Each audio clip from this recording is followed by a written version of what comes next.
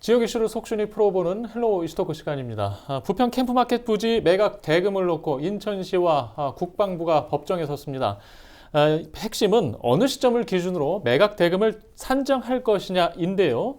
인천시는 산정일을 반환일 기준 시점이 2019년과 2023년으로 잡았고 국방부는 오염 정화가 모두 끝난 뒤 감정평가를 통해 매각 대금을 산정해야 한다고 주장하는 상황입니다.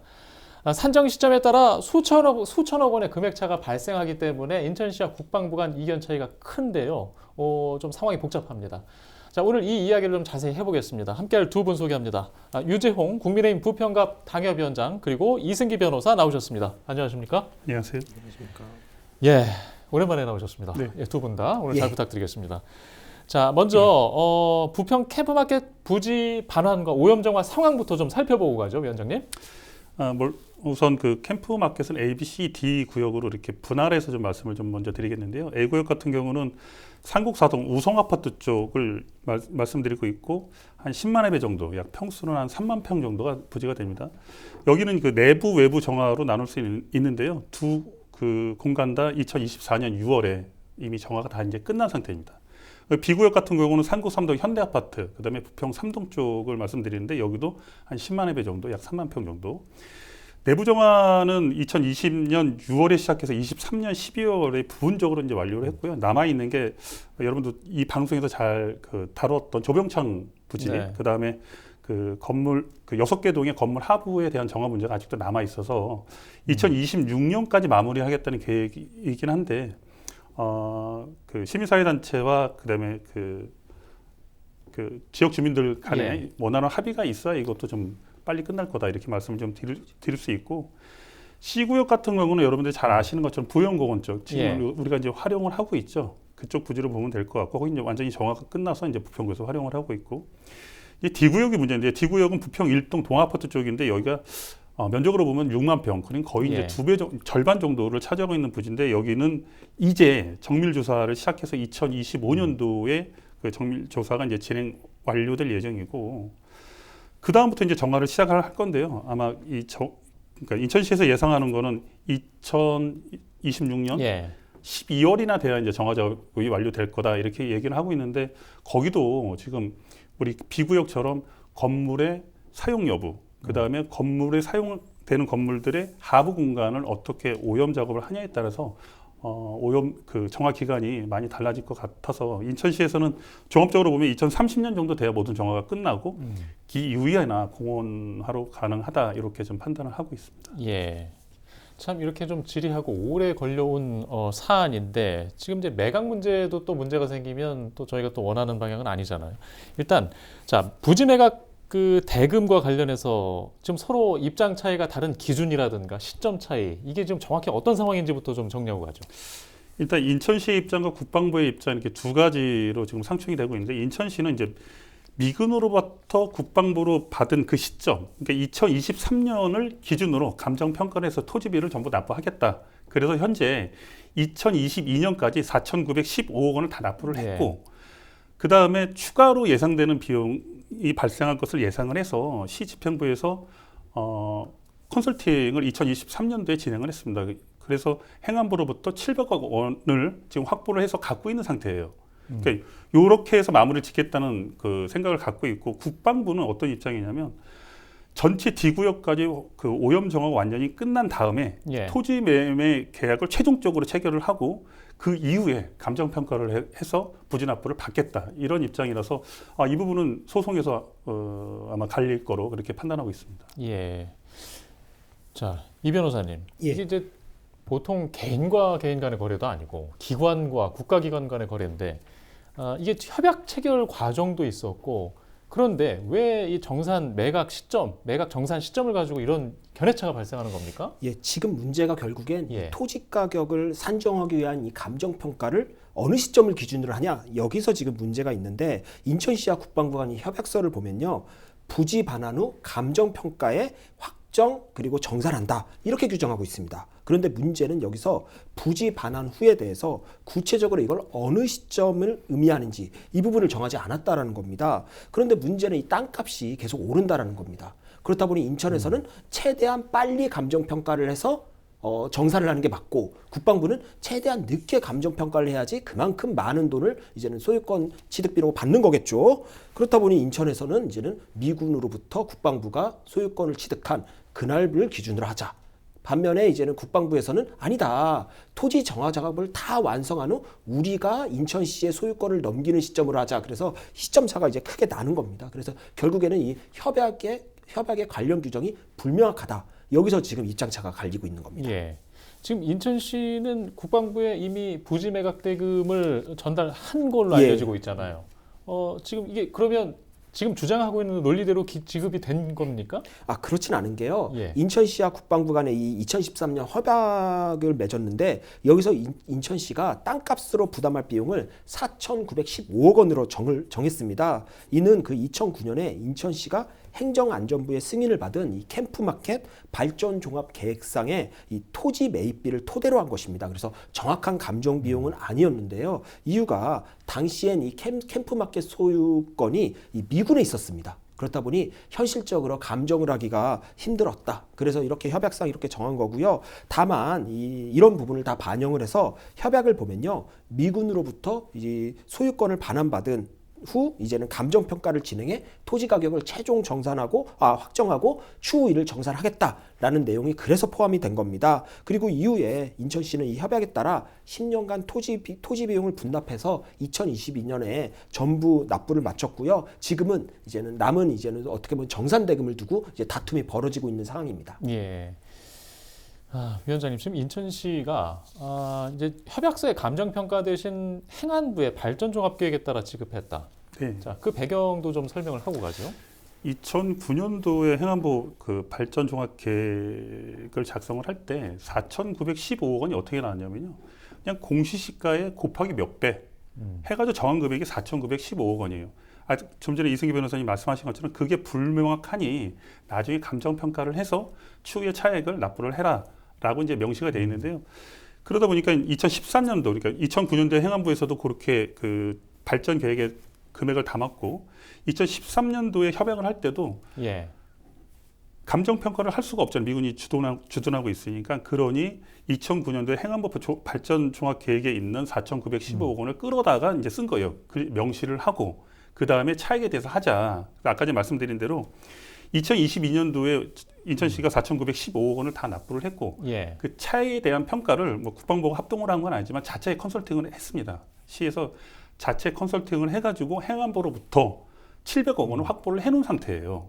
그러니 지금 상태에서 만약에 결정이 된다고 하면 이 돈을 비용을 주고 나면 이제 끝나겠죠. 네. 다만 아까 전에 말씀드린 대로 국방부의 입장이 다른 거예요. 국방부에서는 어쨌든 토지 정화가 완전히 완료된 상태에서 우리는 이 토지를 전체 넘겨주니 그때 예. 감정을 하고 달라. 이렇게 지금 진행하고 있는 상태라서 소송 예. 진행되는 방향을 좀 지켜봐야 되지 않을까 이렇게 판단하고 있습니다.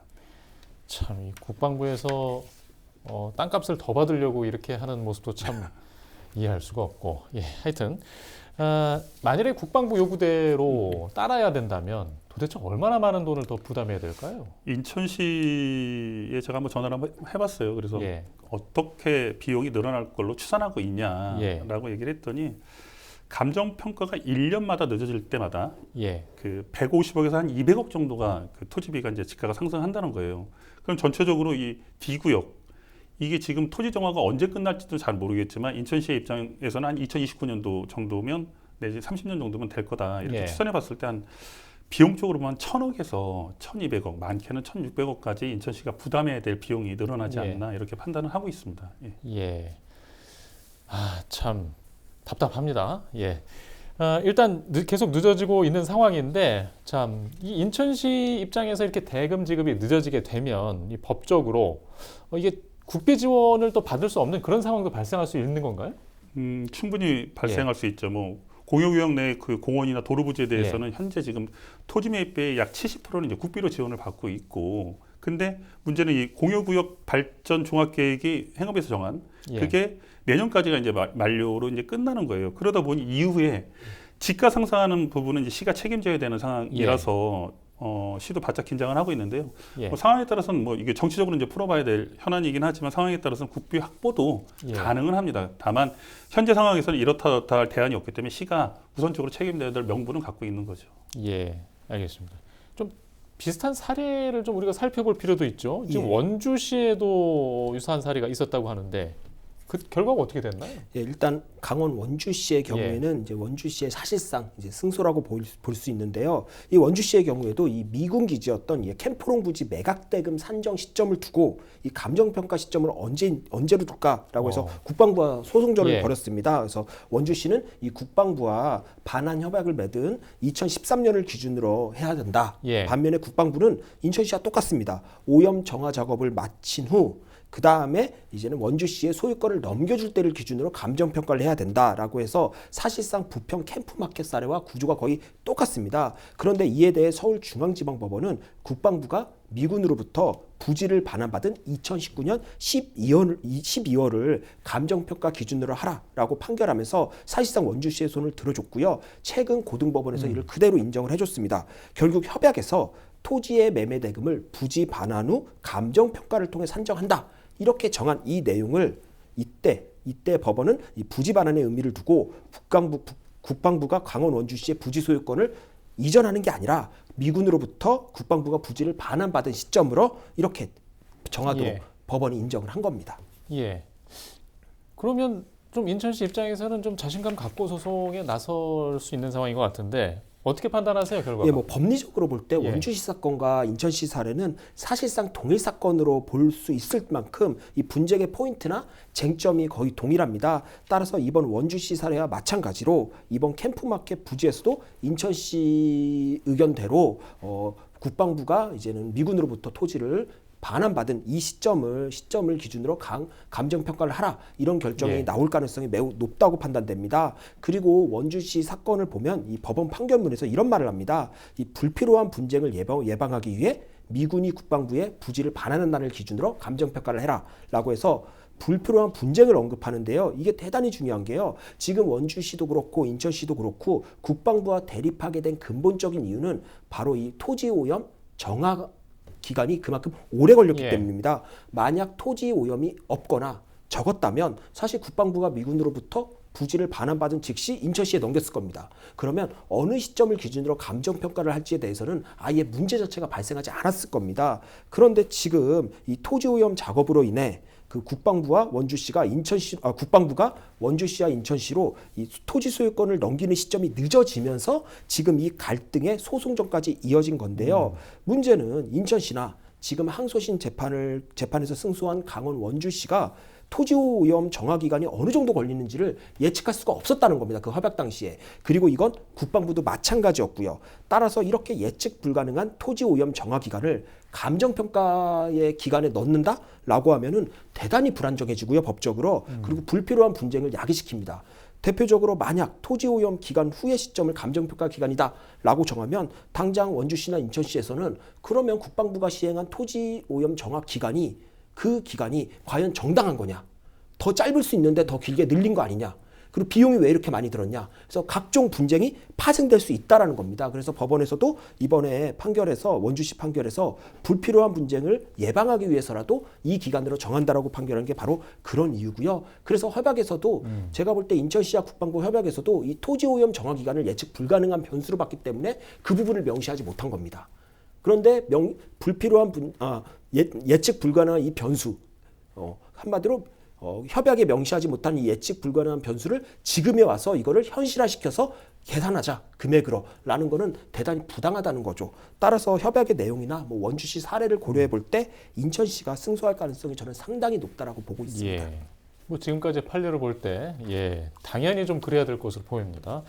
이걸 이제 시민 그 세수로 추가 부담해야 하는 정말 끔찍한 일인데요. 하여튼 그나저나 지금 계속 늦어지는 것도 문제예요. 네. 지금 녹화 직전에 제가 말씀드렸지만 제가 이게 소파 협정 이후에 캠프마켓 반환 이야기가 벌써 한 20년도 넘었습니다.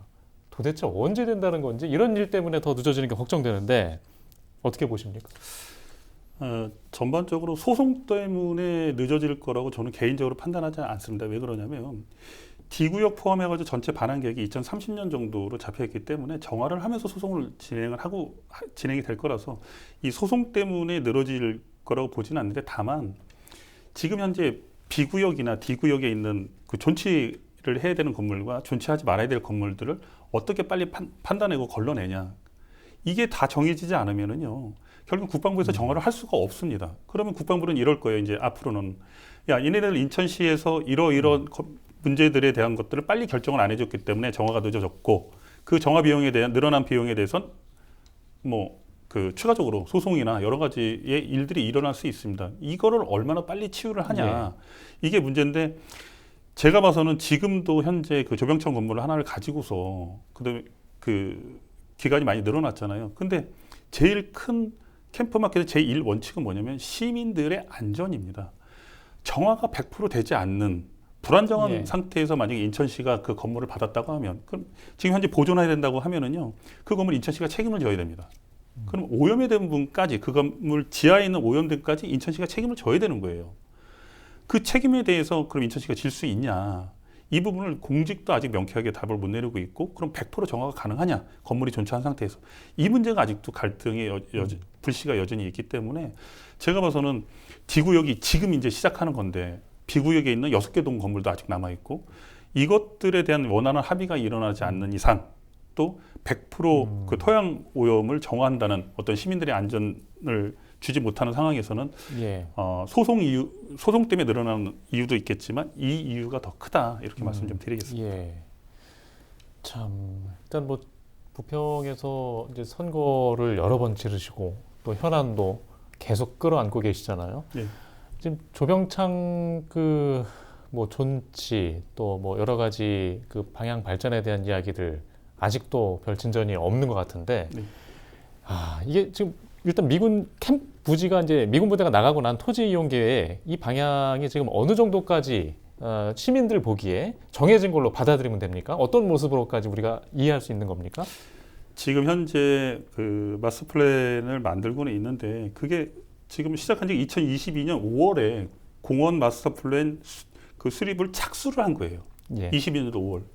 그러면 이 수십만 평에 되는 그 부지의 공원화를 만들기 위해선 다양한 시민들의 의견을 들어야 되는데, 이제 시민이라고 해서 제가 두 가지 분류로 좀 나눠볼게요. 뭐냐면 부평구에 계신 분, 인천시에 계신 분, 그리고 이 미군 부대 인근에 계신 분, 이렇게 세 가지로 좀 나눠볼 수가 있는데, 그분들의 내용들을 다 담아낼 수 있어야 되는 거예요. 근데 어떤 목소리가 큰 쪽을 얘기를 들었다 하면 또 다른 쪽에서 이 풍선처럼 난리가 나고 있는 거라서, 근데 기본적인 방향은 주변에 계신 분들의 이야기를 제일 먼저 경청을 해주고, 그 안을 토대로 해서 그 다음에 부평 구민들의 이야기, 그 다음에 인천 시민들의 이야기를 담아내야지, 인천시의 이야기를 먼저 담는다고 하면은 이거는 부평 구민들이나 인근에 계신 분들이 강력하게 반발할 수 있다. 다만 문화 역사에 대한 부분과 지금 주민숲 조성에 대한 부분이 극렬하게 갈리고 있잖아요. 이 부분 또한 인천시에서 빨리 존치해야 될 건물들을 명확하게 얘기를 해주고, 그 다음에 철거해야 될 것들을 정확하게 철거를 이렇게 하겠다라는 계획들, 이런 것들을 하루빨리 좀 내주시는 게 주민들의 갈등 없이 빨리 우리 미군 부대가 시민품으로 돌아가는 그 일을 맞이할 수 있다, 이렇게 말씀을 좀 드리겠습니다. 저도 답답해서 계속 궁금증과 고민을 갖고 있는데, 아마 지금 선거를 아까 이제 미군 부대가 나가고 난 부지 활용에 대한 이야기를 20년 넘게 하고 있다고 그랬잖아요. 저는 앞으로 지금 이 상황을 봐서는 앞으로 한 두세 차례 선거에도 또 이런 얘기를 계속할 수밖에 없을 것 같은 그런 아주 걱정이 앞서는 상황입니다. 오늘 캠프마켓 부지 매각 대금을 놓고 인천시와 국방부가 법정 싸움에 나섰다, 이 이야기를 했는데요. 자꾸 다른 이야기가 나와서 주민들이 시민공원으로 받는 일이 늦어지지 않기를 바랄 뿐입니다. 자, 오늘 이야기는 여기까지 하겠습니다. 시청해주신 여러분 고맙습니다.